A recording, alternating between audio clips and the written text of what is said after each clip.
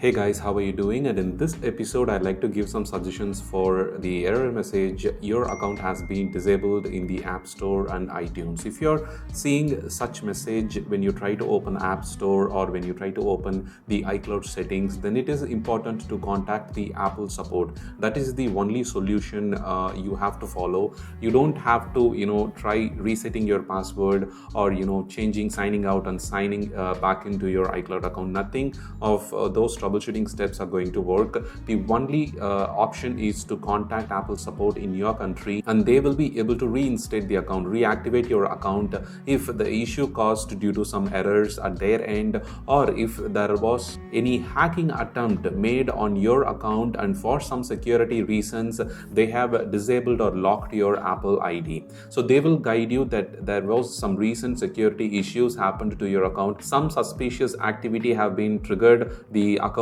disabling, and they'll also guide you some basic security steps that you need to take immediately to protect your Apple ID from further getting hacked. So it is important to talk to Apple customer support, the toll-free number that they have provided to your country. I hope this suggestion helped you to get your account back. Thanks for watching, and don't forget to subscribe to our channel for more iPhone, iPad and Mac related tips and tricks. Have a wonderful day.